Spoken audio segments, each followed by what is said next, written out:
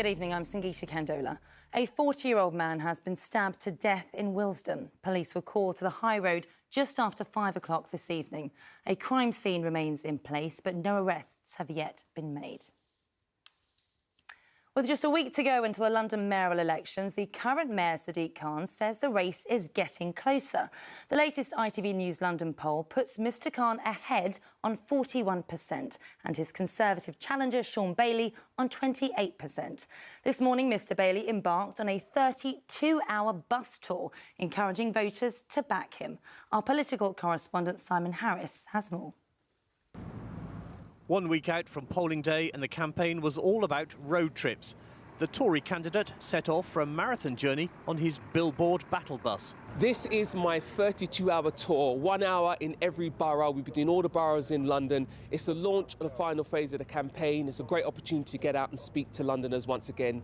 Not to be outdone, Sadiq Khan is embarking on his own 32-borough tour tomorrow, but his will take a week. Over the course of the next week, we'll be visiting all 32 boroughs, many for the second, third, He's fourth doing it time. in 32 hours. Is this a case of the hare and the tortoise?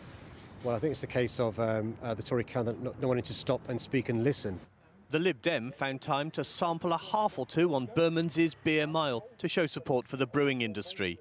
We've got over 100 small independent breweries in London and they desperately need support. Many of them haven't been eligible for the grants that the government has given out to the rest of the hospitality industry, but we should be supporting them and making sure that they can thrive in the future.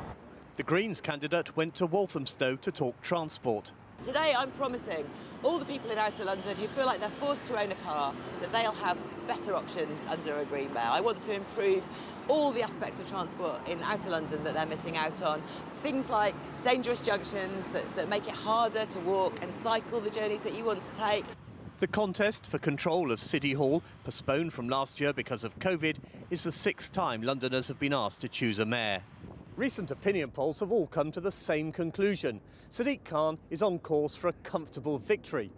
But today, the two front-runners were respectively playing down and playing up their chances. I just don't believe the polls that are predicting a big win for me. I think it's going to be really close. And my concern is that people don't vote on May the 6th, or those that have progressive values, liberal values, green values like me, lend their vote to a smaller party, which allows the Tory candidate to sneak over and win. Have you got a hope of winning this election? You've always got a hope of winning the election. And remember, my plan is to give London a fresh start and to offer Londoners an alternative. We cannot continue with another 3 years of failure. The more I campaign, the more people see my message, like my message, and come my way. Whoever wins next week won't have long to enjoy the view from the Mayor's Riverside office. City Hall is due to move to Docklands later this year. And this is the full list of all the candidates standing to be the next Mayor of London.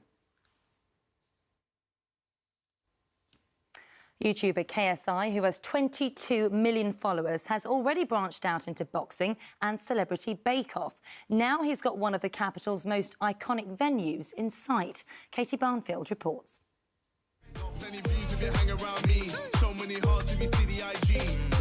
From YouTube star to chart-topping rapper. On his second album, KSI is already collaborating with the likes of Craig David and has just announced a headline slot at Wembley Arena. How does it feel looking at that? Oh yeah, it's insane. I can't believe it, really. Everything's moving so fast. Ladies and gentlemen, today we're going to be doing a try not to laugh at laughs. Yeah. Not content with 34 million subscribers online, alongside music, he also branched out into professional boxing. From the United Kingdom, the Nightmare! Hey! But not every venture has had quite the same success. There's not much you haven't done, is there now? Well, I did baking, and yeah, I don't think I'll ever do that again. This might have been a bad decision. Are you going to serve it like that?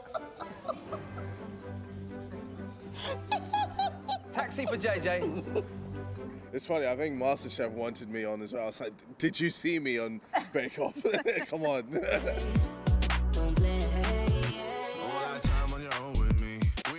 Singles from his second album, called All Over the Place, have already shot into the top 10 ahead of its release in July. How is it different from your first one? Oh, it's just better. It's just better. Like, all the songs are better, the production's better. People will listen to it and be like, oh yeah, okay, he's improved in just a year. After a UK tour this autumn, the Wembley gig will be his biggest yet. And almost a year in advance, he's already planning it. Lots of features, lots of features. I mean, yeah, you know, I do love my features, as well as high production. I'm going to be putting in a lot of my money to making sure this is like one of the best shows I'll ever do. And what's next for you? Is it staying with music for the time being? Yeah, right now, definitely staying with music. And you never know in the future, a boxing match or two with a couple people. Tables turning, I don't need bad energy. And judging by his career so far, whatever he does, there'll be plenty of people watching. Katie Barnfield, ITV News. A 98-year-old woman has been cycling on her exercise bike to raise money for a London charity that was set up by her own grandmother in 1887. Our senior correspondent Ronke Phillips reports. On her bike for half an hour every day until the end of June. At 98 years old, Diana O'Flynn decided she'd had enough of lockdown boredom and needed a challenge. I'm doing it because at 98 you're not very much use to anybody. But so I thought I would rather do something that was a bit useful. We're from a family who just don't stop, and she is absolute testament to that. So the fact that she, you know, off her own bat, basically thought, what can we do to help? She got the bike. I think it was proposed to her, the idea of raising money, and she immediately was like, yes, absolutely, how do we do this? Diana is calling her challenge Around the Sitting Room in 80 Days. She's raising money for the homelessness charity West London Mission, which was started by her grandparents, Hugh and Catherine Price Hughes, in 1887. The aim then was to help inmates leaving prison settle back into the community, work which is just as relevant today. It is incredibly important that these, particularly the young ones who come out of prison, they just have got no idea how to take their place in normal life. They don't know where to find suitable friends, where to find an occupation. They're absolutely thrown out into an alien world, and they do need help. And the West London Mission has never stopped giving that help since the charity began 134 years ago. The WLM runs 5 residential services and 2 community hubs to support people and prevent them from becoming homeless. We work with people who are leaving prison, who are leaving the military, who have challenges with issues around alcohol, and we try and support them to ensure that they don't end up in a situation where they're sleeping on the streets. Diana has already exceeded her target of £1,000, and with 2 months to go, she's not worried about running low on pedal power. I'll just keep going. And with that sort of determination, she's bound to succeed. Ronke Phillips, ITV News. And in football, Arsenal lost the first leg of the Europa League semi-final against Villarreal 2-1. The Gunners were up against their former boss Unai Emery's team. They went 2-0 down in the first half. Midfielder Dani Ceballos was then sent off in the 73rd minute, leaving Arsenal to play with 10 men. They made it 2-1 after scoring a penalty. For Villarreal to then also have a player sent off. They'll play their second leg game at the Emirates next Thursday. Weather now, here's Sally.